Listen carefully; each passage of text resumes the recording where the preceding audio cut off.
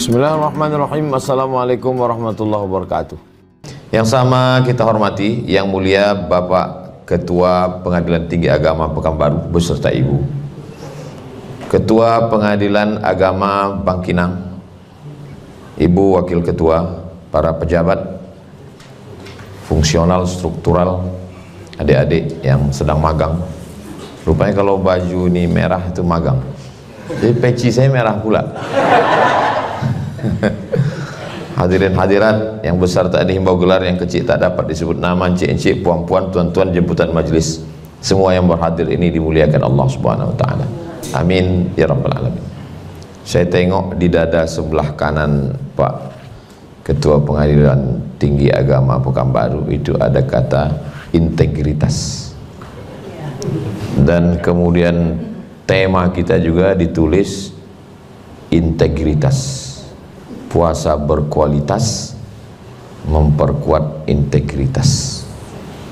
Jadi wama adraka ma integritas. Apa itu integritas itu? Integritas itu diambil dari kata integ, dari bahasa Latin, artinya kesempurnaan. Orang kalau sudah sampai pada sempurna, maka dia puncak daripada kesempurnaan adalah kejujuran, memiliki mental yang sehat, jujur terhadap diri sendiri. Itu Ustaz dapat dari mana? Saya buka Google tadi. Bahasa simpel sederhananya jujur. Jadi memang kita selalu menggunakan kata-kata yang unik supaya mudah diingat dan lebih keren. Sama macam misalnya kalau ditanya, anak ibu sekolah di mana? Di pesantren. Orang anggapnya biasa. Tapi kalau anak bapak sekolah di mana? Islamic boarding school. Ya itu juga. Satu yayasan lagi. Itu. Tadi sarapan pagi pakai apa? Ayam goreng. Ya biasa aja. Tapi kalau fried chicken katanya, padahal kualinya sama. Minyaknya minyak jelantah juga. Jadi selalu istilah itu. Ya nggak masalah. Yang penting faham dia dengan istilah itu. Yang sampai ketika kita ditanya integritas itu apa? Ya pokoknya integritas lah. Nah, itu. Jadi bicara tentang kejujuran, maka di antara 5 rukun Islam itu, syahadat, sholat, zakat, puasa, haji, semuanya itu menanamkan kejujuran. Misalnya syahadat, asyhadu an la ilaha illallah. Orang ketika dia sudah bersyahadat, dimanapun dia, kapanpun, jabatan, apapun profesi, berarti dia bertuhan dengan Allah, dan Allah memperhatikan dia. Kalau jujur mulut dengan hati perbuatannya, maka orang itu disebut dengan shadiq, jujur. Lawan daripada jujur adalah munafik. Munafik itu akar katanya nifak. Nifak itu adalah terowongan yang pintunya 2, satu pintu masuk, satu pintu keluar. Nanti panjang umur, sehat badan, mudah-mudahan kita bisa berhaji ke Baitullah. Di Mina itu ada gunung yang dilobangi, di atas itu ada tulisan tunnel, bahasa Inggris T-U-N-N-E-L, tunnel. Di samping tunnel itu ada tulisan nafak, terowongan. Kenapa orang munafik itu disebut dengan terowongan? Karena ada pintu masuk, ada pintu keluar. Cakapnya itu keluar masuk. Si fulan itu tak bisa dipegang cakapnya. Beda manusia dengan hewan, mohon maaf. Kalau orang yang dipegang itu cakapnya, kalau hewan yang dipegang itu talinya. Makanya kalau ada kawan yang tak bisa dipegang cakapnya, ikatlah dia pakai tali. Ketika orang sudah mengatakan di mulutnya asyhadu an la ilaha illallah, maka mesti sesuai antara perbuatan dengan ucapan.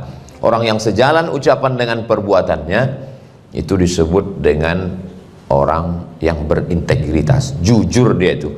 Saya udah lama berkawan sama dia, sesuai cakapnya dengan perbuatannya, integritas. Ada orang membagi di dunia ini 3 jenis manusia. Orang Jepang itu sikit cakapnya, banyak perbuatannya. Orang Jepang itu cakapnya pendek-pendek aja. Arigato, ai. Jadi cakapnya sedikit tapi perbuatannya banyak. Beda sama India. Kalau India perbuatan sikit, cakap banyak. Tapi orang Indonesia, lain yang dicakapkan, lain yang dibuat. Ini nanti sebelum diupload diedit dulu. makanya dibuat pentas ini ke sini biar tidak kelihatan backgroundnya.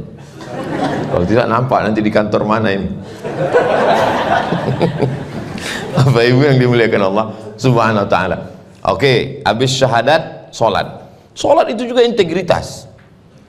Orang sholat sendirian, tidak ada CCTV, tapi dia tidak akan mau menggerakkan lebih dari 3 kali, karena dia tahu dalam mazhab Syafi'i bergerak di luar dari gerakan sholat namanya harakah ajnabiyah, batal sholat. Sendiri sholat dalam ruangan, tidak akan mungkin matanya kemana-mana. Nah, ada pula cicak kawin. Karena dia dalam mazhab Syafi'i disuruh menengok tempat sholat. Kalau nanti Bapak Ibu melihat ada orang sholat matanya ke depan, itu mazhabnya Maliki. Karena dalam mazhab Maliki, fawalli wajhaka syatral masjidil haram, hadapkanlah wajahmu ke arah Masjidil Haram. Jadi wajahnya itu ke arah Masjidil Haram.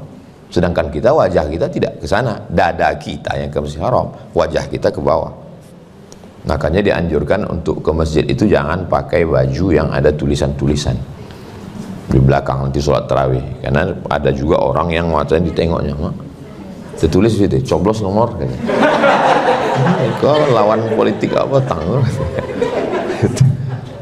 Jadi orang tidak akan mungkin jelalatan dari mulai takbiratul ihram sampai salam. Kenapa? Karena sholat mengajarkan integritas, kejujuran walaupun sendiri. Gatal betul kepala dia, sekali garu, nggak akan diulangnya 3 kali, sekali. Gatal lagi, sekali. Gatal juga lagi, pergi ke apotik beli obat gatal. Berarti berkurap. Begitulah orang kejujuran. Sholat, syahadat, sholat, zakat. Zakat juga kejujuran, integritas. Siapa yang punya kambing 40 ekor, maka wajib mengeluarkan 1 ekor kambing zakat. Dia berintegritas. Kebetulan kambing dia 39 ekor, yang 1 hamil menurut USG terakhir. Besok pagi kata dokter hewan, mana yang lebih hebat, dokter manusia apa dokter hewan? Lebih hebat dokter hewan, karena kalau dokter manusia dipegangnya gejalanya apa ya Pak katanya. Kalau dokter hewan nggak pernah nanya. Mana pernah. Adik-adik yang masih muda, nanti kalau kalian nikah, usahakan dari bulan 1 sampai ke bulan 9 itu 1 dokter saja. Karena kalau pindah-pindah dokter, tidak ada dokter khusus. Ada orang istrinya hamil, pas sampai masa melahirkan dia bingung mau ke dokter mana. Sampai akhirnya dia bawa aja, sampai di tengah jalan mulai tengok tertulis, masuk ke dokter, katanya, Pak istri saya melahirkan, mohon maaf saya dokter hewan. Usahakan fokus periksa pada 1 dokter. Kemana tadi ceritanya, nyasar kemana-mana. Tentang masalah zakat. Zakat juga mengajarkan integritas. Orang tidak akan mungkin mau curang. Menurut dokter hewan, besok Pak jam 6 pagi ini kambing Bapak ini sudah lahir. Kambing 39, berarti jam 6 besok pagi 40. Habis subuh itu diteleponnya kawannya, dijualnya 1. Belilah kambing aku 1, supaya apa? Kambingnya jadi 38. Kalau lahir jam 6, kambingnya tetap 39. Secara hukum fikih, datang petugas Badan Amil Zakat Nasional. Menurut prediksi kami, kambing Bapak sudah 40. Apa kata dia? Hitung aja sendiri. Pas dihitung, tetap 39. Loh, kok 39? Jam 5 tadi sudah dijualnya 1. Tapi dalam lubuk hati yang paling dalam dia tahu, dia sedang mempermain-mainkan hukum. Itu dalam fikih namanya fikih hilah namanya. Hilah. Sudah jadi bahasa kita, berkilah. Saya tahu disediakan kursi untuk saya duduk, cuman saya merasa lebih gagah kalau saya berdiri. Syahadat integritas, sholat integritas, zakat integritas, haji paling dalam integritasnya. Ketika sudah dipakai kain ihram, kapal lewat di bukit namanya Yalamlam. Kita yang datang dari Indonesia itu berniatnya di atas bukit Yalamlam. Nanti diumumkan oleh pilot pesawat, ladies and gentlemen, kepala buku di stempelsman, all of our passenger, semua penumpang, kita sedang melewati bukit Yalamlam. Berniatlah, disitulah kita berniat, labbaik Allahumma hajja, saya berniat melaksanakan haji. Gatal hidung takkan mengorek upil karena takut bulu hidung tercabut. Tercabut bulu hidung, bayar fidyah.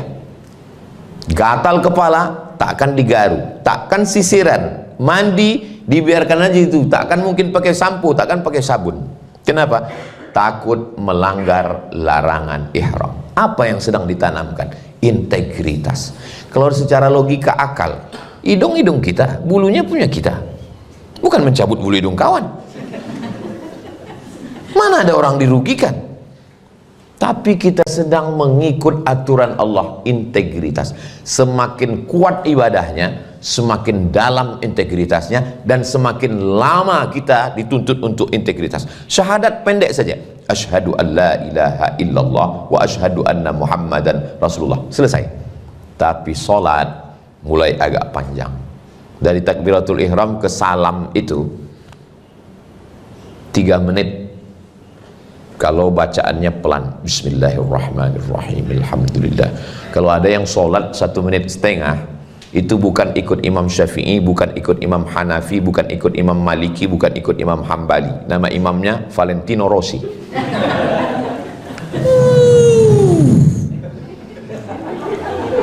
Saya sudah ukur sependek-pendek sholat 1 rakaat 1 menit.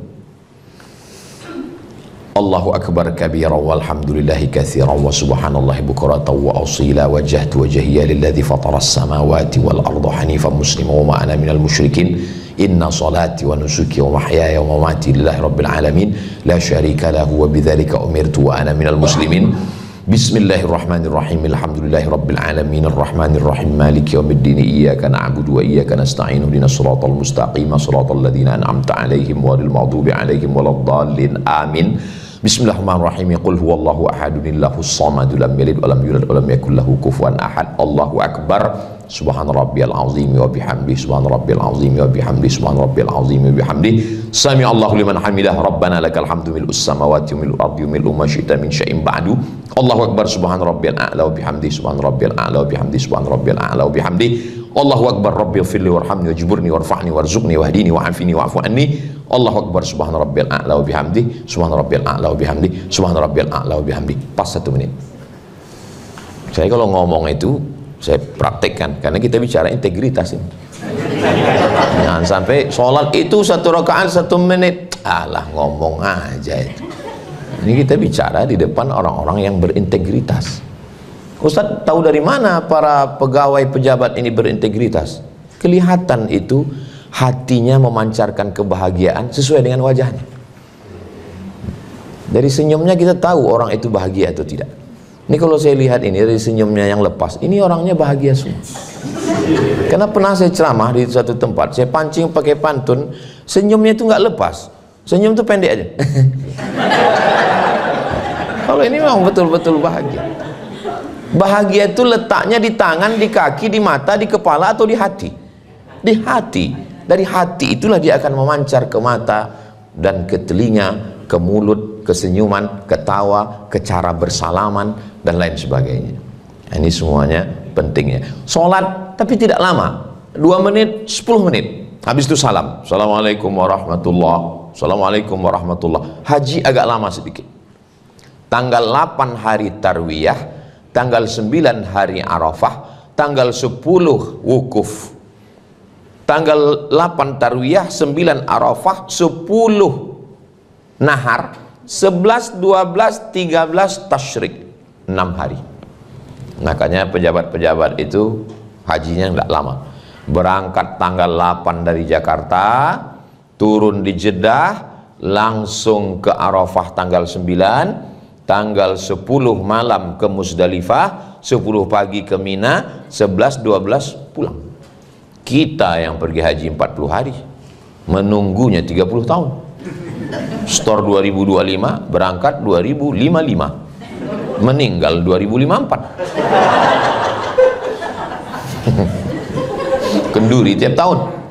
Pas tahun keberangkatan, orang takziah.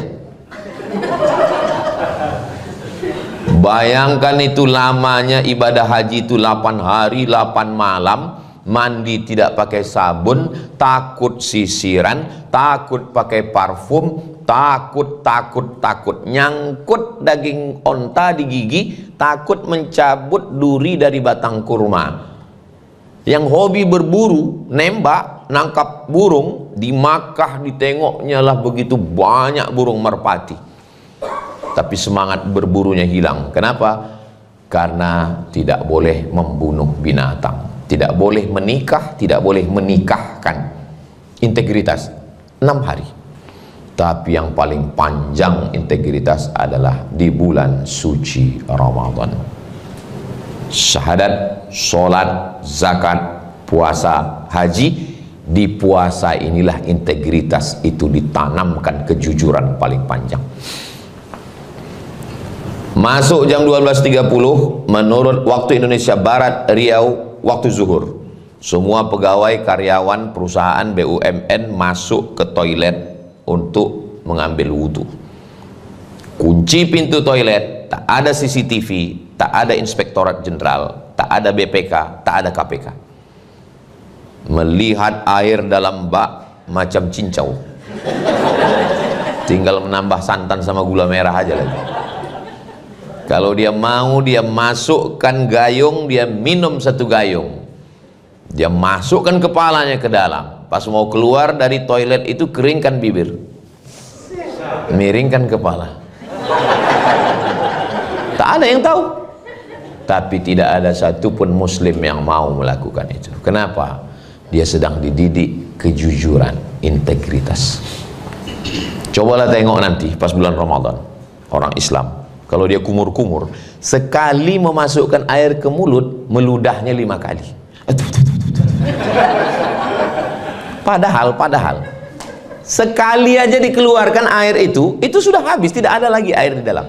Kenapa? Takut tertelan. Hanya saja tidak sejalan, tidak seiring antara integritas dalam ibadah dengan integritas dalam aktivitas sehari-hari. Begitu takutnya tertelan air wudhu, air kumur-kumur setetes, tapi tidak takut tertelan air yang lain. Air korupsi, air nepotisme, air yang lain-lain. Alhamdulillah air-air itu sudah tidak ada lagi sekarang karena efisiensi. Air galon pun sudah tak ada lagi. Bapak Ibu yang dimuliakan Allah Subhanahu wa ta'ala. Kalau cerita tentang kejujuran, itu kan Nabi Muhammad, Pak Ustadz. Itu kan Abu Bakar, Umar, Utsman, Ali, Tolhah, Zubair, Aisyah, Ruqayyah, Ummu Kulthum. Itu kan orang-orang hebat, penghuni surga, wali-wali Allah. Di zaman sekarang masih ada orang berintegritas. Saya pulang dari rumah sakit Arifin Ahmad. Pulang dari Arifin Ahmad, pagi-pagi di jalan Patimura. Dari jalan Patimura itu ditanya orang, Ustadz dari mana? Saya bilang, saya menjenguk ada pegawai kantor gubernur yang sakit. Oh, Bapak Anu Pak Ustadz. Iya, itu dulu kepala dinas tuh Pak Ustadz, katanya. Terus waktu dia kepala dinas dulu Pak Ustadz, kata jamaah ini, kesaksian dia langsung di warung lontong jalan Patimura. Waktu dia kepala dinas dulu Pak Ustadz, kami datang bawa duit 1 koper. Karena kami tahu anak dia sedang kuliah di Australia, dia perlu banyak duit dolar. Lalu kami bilang sama dia, Pak, kasihlah proyek itu ke kami, ini duit. Apa kata dia? Saya tidak mau anak bini saya makan haram. Jadi di situ saya sebagai ustadz, sebagai penceramah, mau ditunjukkan Allah Ta'ala bahwa di zaman sekarang pun orang-orang yang berintegritas itu ada. Cuman cerita tentang makhluk integritas ini adalah makhluk unik, langka yang perlu dibudidayakan. Mereka ini sudah hampir punah seperti dinosaurus. Tapi di kantor kita insya Allah masih banyak, insya Allah. Semuanya ini insya Allah berintegritas, insya Allah. Amin.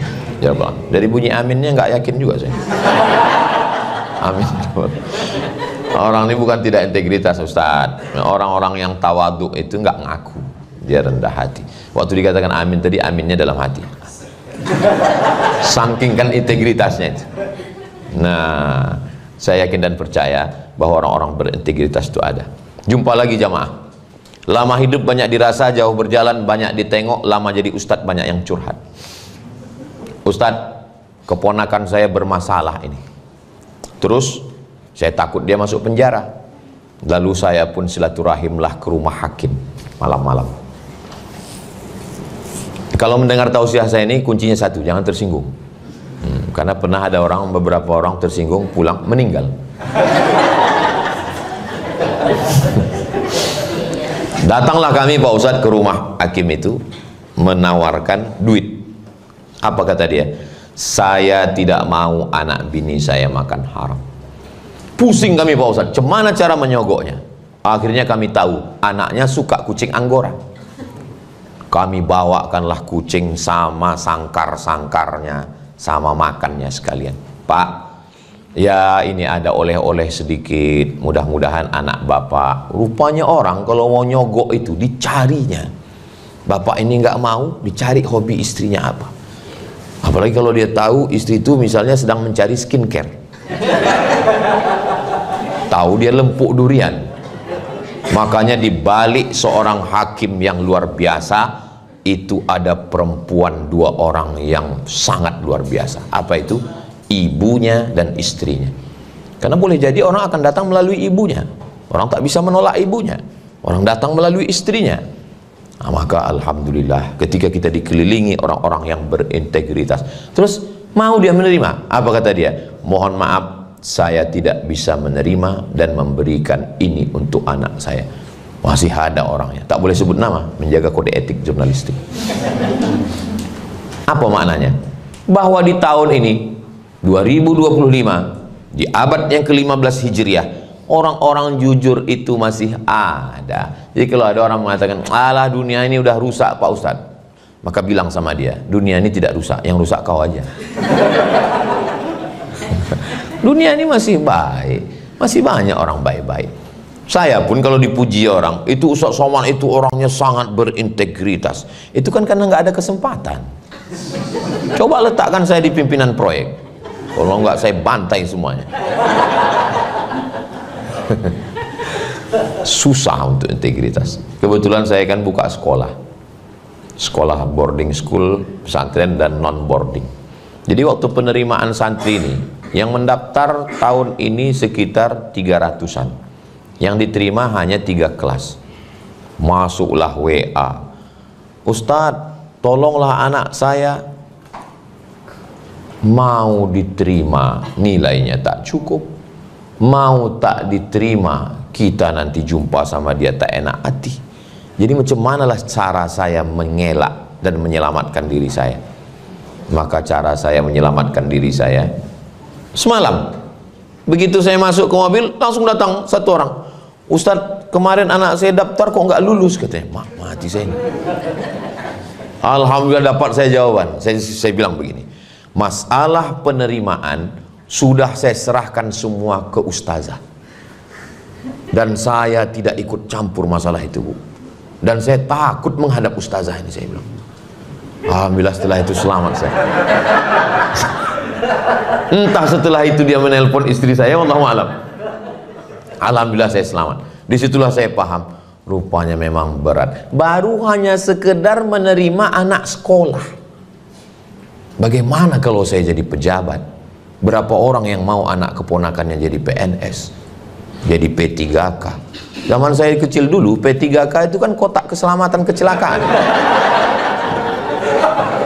Sekarang semua mau jadi kecelakaan.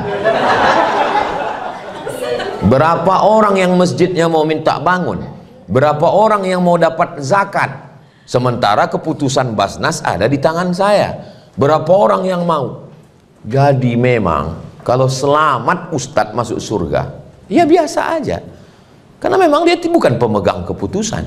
Tapi kalau ada kepala daerah, kepala negara, kepala kantor, kepala badan yang berkepala maupun tak ada kepala, bisa dia semangat, itulah integritas. Jadi kalau kita jaga hari ini, Ustadz masa selama jadi Ustadz ini nggak ada godaan-godaan? Ada juga godaan, kadang masuk juga ke DM itu. Cobalah tengok komen-komen di Instagram, di YouTube itu, Ustadz jadikan aku yang kedua ya, gitu. Mohon maaf, walaupun saya tausiah di sini, tapi ini kan yang menonton ini nasional, semua menonton. Kan ini nanti akan diupload di channel Ustaz Abdul Somad Official. Jangan lupa subscribe, like, share. Jangan sakit hati, jangan tersinggung kalau saya tidak pernah balas komen dan tidak pernah balas DM, tidak pernah balas message. Kenapa? Karena saya tahu tentang lemah diri saya. Maka Instagram, Facebook, Twitter, TikTok, saya tidak tahu passwordnya. Nggak tahu saya passwordnya. Karena kalau tahu saya passwordnya, saya buka. Iya, kalau yang ngirim itu biasa-biasa aja. Kalau cantik, emang saya nggak tertarik. Saya tahu siapa diri saya. Banyak juga itu yang kata dia, apalah Ustadz Somad ini, kita nggak pernah dia balas komen kita. 10 jari kuangkat, 11 dengan kepala. Memang itu untuk menjaga, bukan hanya untuk menjaga diri saya, untuk menjaga kalian juga, viewer, follower, dan subscriber. Kita saling menjaga dengan itu. Kenapa? Karena kita lah yang paling tahu tentang siapa diri kita. Ustadz Somad, alhamdulillah ini kami sudah mengumpulkan uang di depan gereja HKBP seberang Masjid An-Nur. Datang bapak-bapak ngajak saya jumpa, berdirilah kami di depan pintu gerbang. Ustadz, ini ada duit. Untuk apa? Untuk Ustadz ganti mobil, ini untuk DP-nya. Bergetar juga jantung saya waktu itu. Saya bilang, saya cukuplah dengan mobil yang udah ada itu. Karena kalau ku terima duit ini Pak, tak selamanya hubungan kita baik. Nanti tiba-tiba kalian undang saya tak bisa datang, kalian marah sama saya. Karena kalian udah ngasih banyak duit ke saya bilang. Tapi kalau hubungan kita baik seperti ini, pas saya lagi capek, saya bilang aku tak bisa datang, kalian maklum, tak selamanya hubungan kita baik. Akhirnya sampai hari ini hubungan saya dengan jamaah ini baik. Lalu kemanalah duit ini Pak Ustadz kami serahkan? Bukalah dulu Pak Ustadz. Saya tak buka, saya takut karena kalau saya tengok banyak, saya ambil. Saya berusaha kepada diri saya sendiri. Kemudian suatu ketika ceramah kira-kira 20 menit. Habis 20 menit duitnya satu kotak Indomie lah. Ini kalau 10.000 udah berapa ini? Tak usah kita hitung Bu, nanti tergoda saya. Assalamualaikum Ustaz Somad. Waalaikumsalam. Ini ada duit katanya. Mak, saya tengok, rupanya jantung kita ini kalau lagi normal itu kan pasti menengok kotak itu. Jantung ini tidak normal itu biasanya disebabkan dua. Yang pertama jatuh cinta, yang kedua jatuh tempo. Macam mana cara saya supaya menjaga hati saya? Lalu saya bilang sama yang ngantar ini, bawa kotak ini ke Koki Sunda Jalan Sudirman. Di belakang Koki Sunda itu ada Pajar Harapan. Bawakan ke Pajar Harapan, serahkan sama Bapak Ketua Panti, foto, nanti fotonya kirim ke saya, biar saya kirim ke yang mengasih tadi. Begitu sampai saya kirim. Terima kasih Bapak, ini sudah kami serahkan ke Pajar Harapan, mudah-mudahan bermanfaat untuk kita semua. Lalu kemudian suatu ketika banyak juga yang tunggu sebentar ya, saya ingat-ingat lagi. Ustaz Somad, mobil Ustaz ini kalau kami lihat ini sasisnya ini nggak cocok untuk Riau Pak Ustaz. Riau ini jalannya ini goncang, kami khawatir nanti Ustaz kecelakaan. Jadi kami mau kasih mobil yang kira-kira kalau jalan dia kuat. Tolong KTP Pak Ustaz. Saya kirim foto KTP saya. Beberapa hari setelah itu, alhamdulillah Ustaz, mobilnya sudah sampai Merak Bakauheni, udah nyebrang. Insya Allah nanti beberapa hari ini kami telepon Ustaz ya, mobilnya sampai nanti insya Allah di rumah. Saya bilang, saya ini bukan Ustaz yang kaya, saya ini rumah kecil, garasinya tak banyak, tak muat nanti parkir. Jadi gimana? Kalau Bapak tetap kirim juga, nanti saya serahkan lagi ke Panti Fajar Harapan, saya bilang. Tak lama setelah itu, agak-agak 5 menit, mohon maaf Pak Ustaz, mobilnya balik lagi ke Jakarta.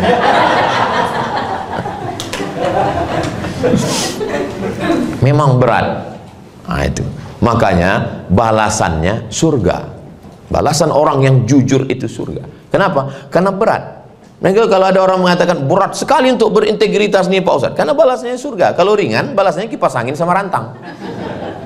Karena berat itulah maka disebut orang yang berintegritas, itu disebut dengan istiqomah. Kalau berat namanya istiqomah, kalau ringan namanya istirahat. Jadi boleh bagi yang ada usaha sablon baju kaos sampingan, boleh dibuat. Kalau berat istiqomah, kalau ringan istirahat. Tapi yang punya baju-baju kaos sablon, kalau bisa yang nilai religi, ada nilai-nilai nasihatnya. Supaya apa? Supaya semua jadi nasihat. Saya semua mau, seperti saya masuk ke kantor nih tadi, itu tulisan yang ada di dinding-dinding itu semuanya bernilai nasihat. Yang ada di bawah-bawah itu semua saya tengok. Oh, jadi setiap kata yang kita nasihat. Sampai yang di bawah-bawah lampu di bawah kipas angin pun nasihat. Kalau sudah habis matikan. Efisiensi.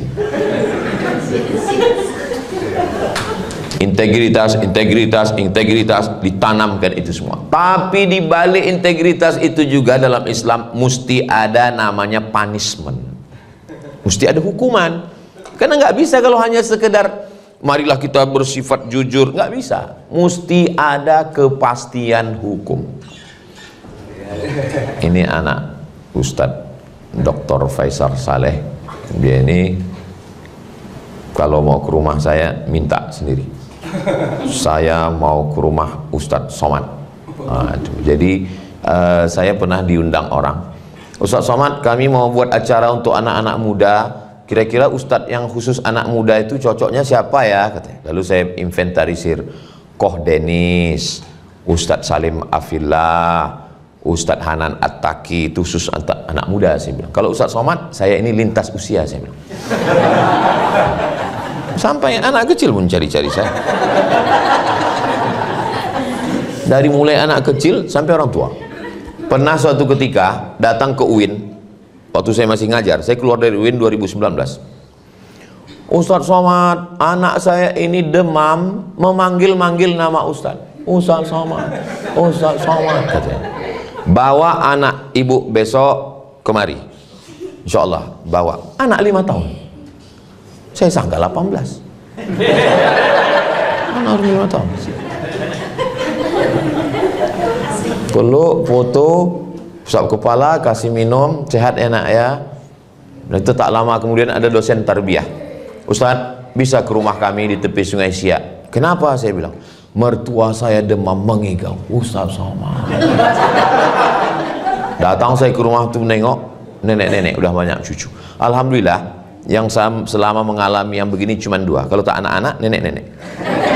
Belum pernah anak gadis lagi. Untuk menguji integritas saya juga itu. Waktu saya naik pesawat, saya beli tiket pesawat ini memang ekonomi. Tak pernah saya beli bisnis, ekonomi. Tiba-tiba datang satu orang pakai jas, pakai dasi. Dia bilang, Ustadz Somad pindah ke bisnis. Jadi kalau Bapak Ibu lihat nanti, mana tahu kita jumpa di pesawat saya duduk di bisnis, itu karena syafaat itu. Syafaat orang berdasi tadi. Agak-agaknya begitulah nanti kita di ekonomi itu di neraka jahanam, kemudian ditarik ke bisnis, masuk ke surga Jannatul Firdaus. Setelah masuk duduk, dia cerita, Ustaz Somad, saya sudah lama ngefans dengan Ustaz. Dalam hati saya, wow. Tapi tidak saya tunjukkan, saya pura-pura kalem aja kan. Saya selalu nonton ceramah Ustaz, kata dia. Sama lah tadi waktu protokol cerita, saya kan pura-pura ya. Tapi dalam hati saya, maka saya pegang hidung saya, udah mulai mengembang deh. Lalu dia cerita, ada satu yang unik dari Ustadz, kata dia. Apa Pak? Saya bilang, suara Ustadz, kata dia. Suara Ustadz itu, menurut ilmu saya ini memperhatikan ilmu suara Pak Ustadz. Suara Ustadz itu masuk ke dalam, pokoknya bahasa dia lah, masuk ke dalam relung-relung otak, kata dia, masuk sehingga menyentuh otak anak kecil, otak nenek-nenek, otak semua orang masuk, kata dia. Kata dia ini, pas sudah mau landing pesawat, dia bilang, Ustadz Somad, mohon maaf, saya ini Hindu Pak Ustadz. Dia tidak Islam.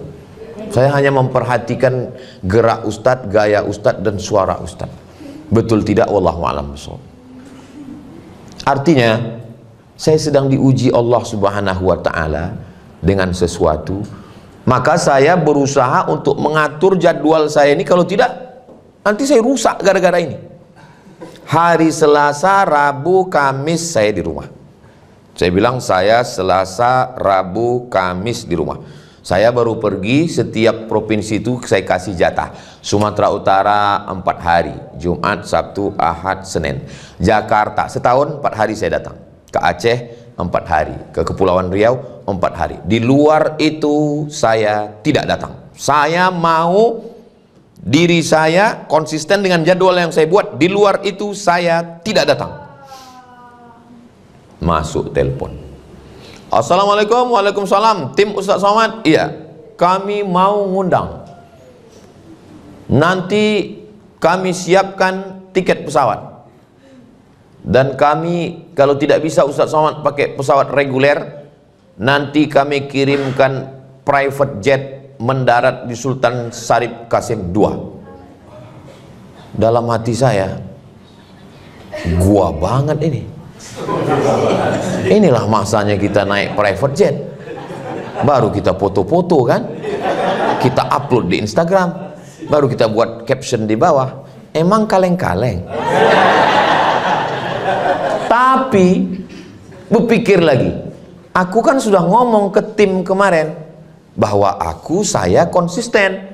Kalau sudah ku kasih 4 hari satu provinsi, maka saya tidak akan keluar dari sini. Di luar jadwal ini saya tidak akan datang.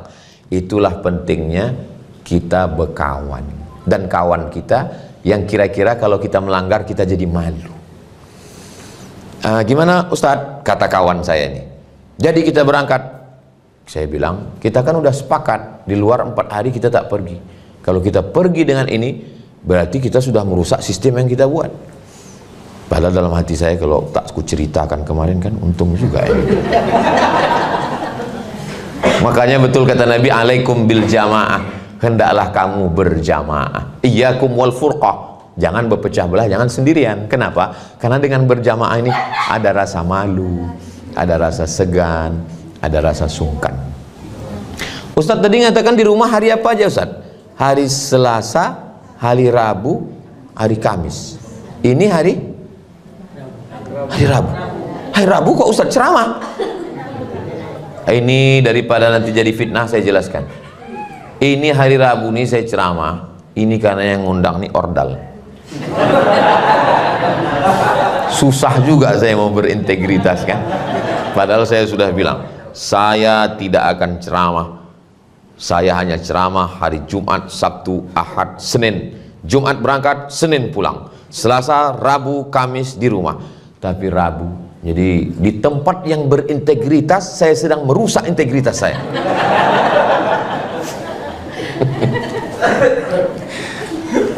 Itu perlu saya ceritakan di sini supaya apa? Jangan ada dusta di antara kita. Nanti mana tahu ada, alah Ustadz Somad itu ngomong aja itu integritas katanya nggak mau keluar hari Selasa, Rabu, Kamis. Itu buktinya kemarin ada rekamannya. Itu lain, itu dakwah menyambut Ramadan. Pandai kalian lah menolong saya. Saudara yang dimuliakan Allah Subhanahu wa taala, mungkin orang bisa berintegritas, tapi kalau sudah bicara tentang keinginan anak, keinginan istri, keinginan kawan, karena persahabatan, banyak sekali sangkutan-sangkutan kita. Tapi kalau Allah menjaga hati kita, ala fil jasadi mudghah, di dalam jasad tubuh badan ini ada satu gumpal.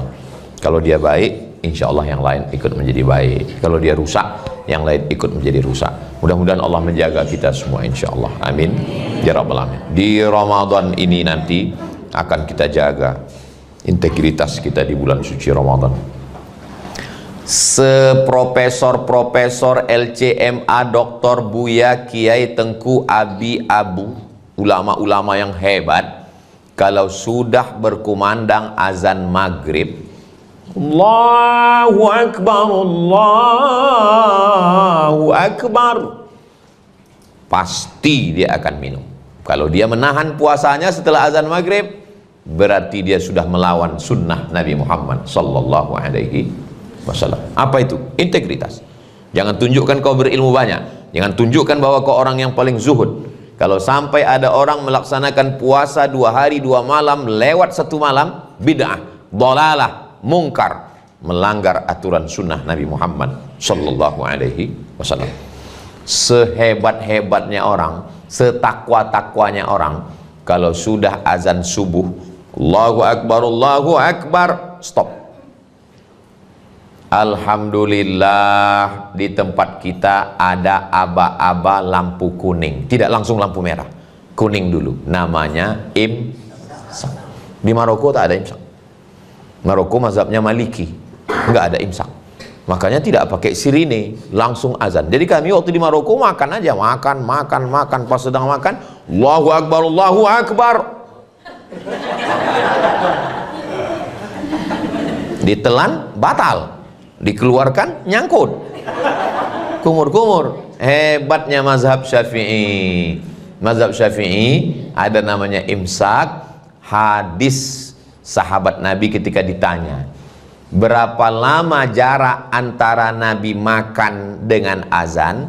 Sahabat menjawab, agak-agak 50 ayat. 50 ayat itu kalau tidak terlalu cepat, tidak terlalu pelan, 10 menit lebih kurang. Itulah dasar imsak 10 menit. Itu makanya kalau azan subuh jam 5, jam 4.50 kita sudah imsak, gosok gigi, sudah bersih, sudah nyaman. Tapi imsak bukan lampu merah, lampu kuning. Mana tahu capek tidak fit dari luar kota, tiba-tiba nanti bangunnya pas bunyi sirine, bangun.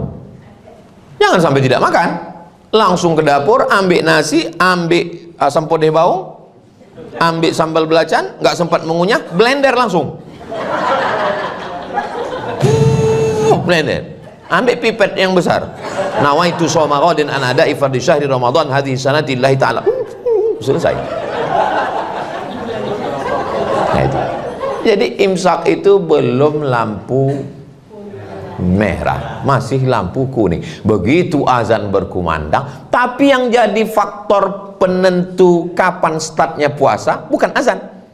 Nah, ini perlu diluruskan, bukan azan. Makanya pentingnya kita jangan berpatokan pada azan, tapi berpatokanlah pada kalender imsakiyah Ramadan yang disusun menurut ilmu astronomi. Saya beberapa kawan yang orang Bangkinang, orang Kampar, waktu dengar RRI Pekanbaru, Allahu Akbar, dia tak mau makan. Lalu saya tanya, kenapa tak makan? Karena dari dulu kami biasanya makannya pas hayya 'alas shalah. Jadi rupanya kalau Allahu Akbar di Pekanbaru, itu di Bangkinang belum, menurut waktu. Pas hayya 'alas shalah di RRI Pekanbaru, baru di sini masuk. Artinya apa? Begitulah takutnya. Padahal muazzinnya sama, azannya sama, karena ada perbedaan waktu, integritas. Bagaimana kita dijaga? Begitu juga. Tapi yang namanya manusia ini lupa.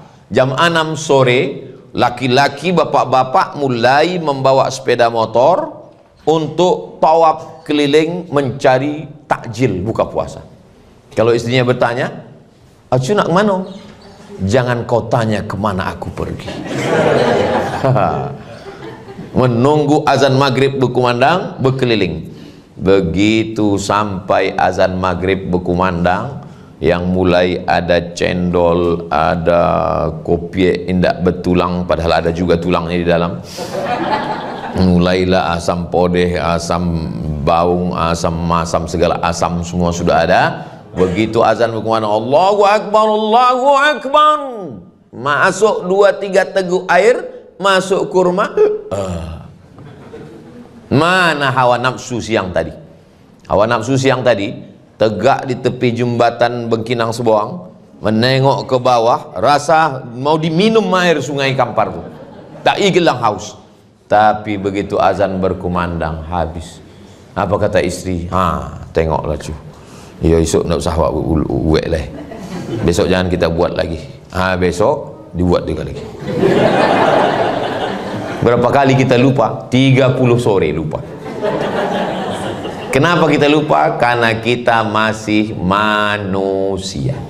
Manusia diambil dari kata nasya. Nasya artinya lupa. Manusia artinya makhluk yang pelupa. Karena lupa maka dia diingatkan terus. Tahun lalu sudah ada Ramadan, iya. Ini kok ada Ramadan lagi? Karena lupa.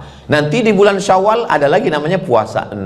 Nanti di bulan Zulqa'dah ada lagi namanya puasa Ayyamul Bait 13, 14, 15. Nanti masuk lagi ada lagi namanya puasa Nabi Daud, sehari puasa makan sehari. Ada puasa Senin Kamis. Puasa Nabi Daud, puasa sehari makan sehari. Karena ada juga jamaah ini bertanya, Ustadz, apa hukumnya suami saya sholat Nabi Daud, sholat sehari tak sholat sehari? Mana ada.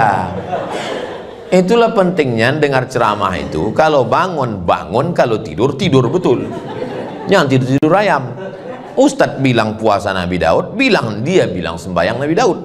Sembahyang Nabi Daud itu fi jaufil lail, tengah malam. Tadi saya mulai tausiah ini jam 2, sekarang sudah jam 3 kurang 10. Jadi rupanya kalau kita ngomong ceramah di depan orang yang hatinya tenang, itu nggak terasa waktu itu berlalu cepat. Saya yakin kalau ada di antara bapak yang penceramah atau motivator, paham dia cakap saya ini. Ngomong kita di depan orang yang dia suntuk, itu kita pun ikut suntuk. Saya pernah ceramah, rasanya ceramah itu lama sekali, macam tak bergerak jarum jam. Kapan itu? Ceramah menunggu buka puasa. Makanya saya kalau diundang, dimanapun kalau ada orang ngundang, Ustadz datang ya acara buka bersama, tak mau saya. Tobat saya. Dia pun nengok kita, menggaruk-garuk kepala, menunduk, main-main HP. Selesai acara ceramah, apa kita bilang? Saya tadi Pak, waktu ceramah menjelang berbuka tadi, lama kali saya rasa. Apa kata jamaah itu? Kami yang menunggu lebih lama lagi Pak Ustaz.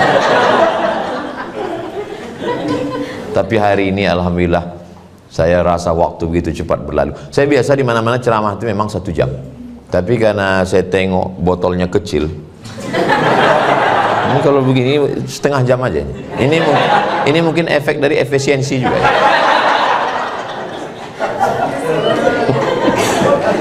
Apa yang dimuliakan Allah Subhanahu wa taala.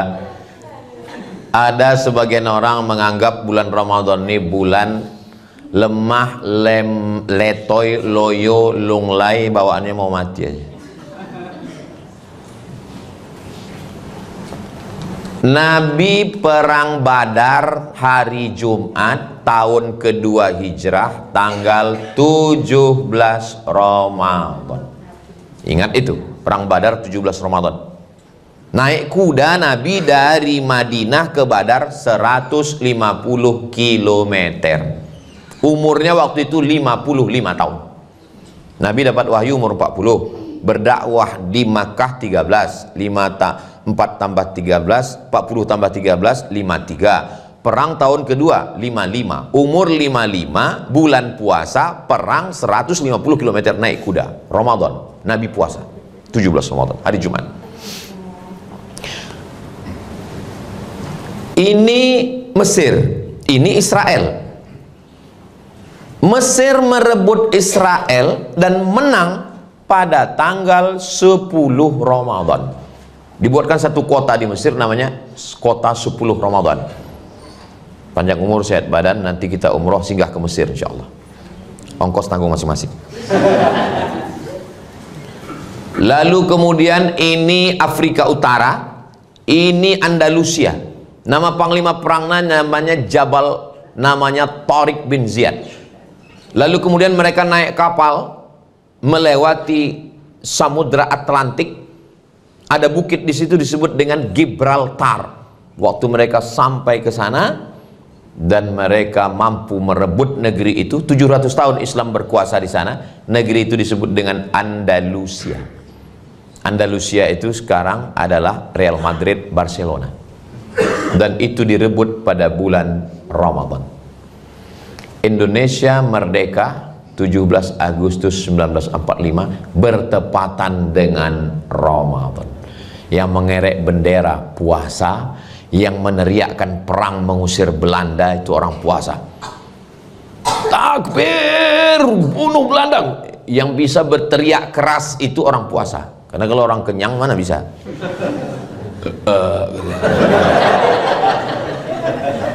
Indonesia ini merdeka karena orang yang berpuasa. Jadi jangan sampai nanti di siang Ramadan ada orang-orang yang tertarik mau masuk Islam gara-gara nonton YouTube. Lalu kemudian dia nyoba-nyoba, cobalah dulu cemana orang Islam. Makin besar masjidnya, makin tebal karpetnya, makin dingin AC-nya, makin banyak korban Israel bergelimpangan di siang Ramadan. Buka pintu masjid raya, Masjid Agung, tengok bergelimpangan. Pakai baju seragam pula tuh.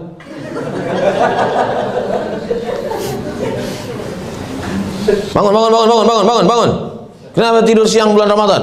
Pandai pula dia menjawab. Naumus shaim huwal ibadah. Tidurnya orang puasa adalah ibadah. Habis itu loloknya lagi. Ini bukan ajaran Islam. Ada orang Barat masuk Islam. Setelah masuk Islam, sholat dia. Pulang sholat, hilang sendalnya. Apa kata dia? Alhamdulillah aku masuk Islam bukan karena menengok orang Islam. Kalau menengok orang Islam murtad lagi karena sendal hilang. Orang Islam tidak mencerminkan ajaran Islam. Al-Islam mahjubun bil muslimin. Islam itu bagus. Islam itu ibarat produk yang produknya bagus tapi bintang iklannya tidak menarik. Misalnya saya kan banyak mengendorse. Lihat nah di Instagram saya yang followernya 9 juta itu. Maksudnya yang belum follow lah. Datanglah orang misalnya perusahaan susu cair penambah berat badan mau mengangkat saya menjadi brand ambassador.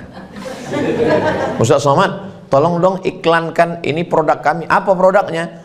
Ini susu penambah berat badan. Saya bilang syukron, terima kasih. Kan tiba-tiba saya lah mengiklankan. Anda ingin berat badan Anda slim, minumlah. Mana orang percaya? Begitulah agak-agaknya Islam. Islam ini agamanya bagus, bersih. Agama yang paling suci, paling bersih Islam. Tapi toilet yang paling kotor. Kalau pergi kita ke perusahaan tetangga sebelah, nanya kita ke security, toiletnya mana ya Pak? Tapi kalau pergi ke tempat orang Islam, tak perlu nanya security, tarik aja nafas panjang, tahu kita kemana arah toilet. Padahal yang mengajarkan at-tahuru syatrul iman adalah Islam. Mudah-mudahan kita termasuk orang Islam yang mengamalkan ajaran Islam ini, insyaallah. Amin ya rabbal alamin. Agaknya itulah yang dapat saya sampaikan dalam waktu yang lebih kurang 1 jam ini. Kenapa Ustaz dari tadi menengok pintu? Karena jam ada di situ. Yang sudah tepat ini penempatannya ini sudah. Nah, yang baik-baik yang saya sampaikan ini datang dari Allah, yang tak baik dari kelemahan diri saya. Akhirnya saya ucapkan selamat menunaikan ibadah puasa Ramadan 1446 Hijrah.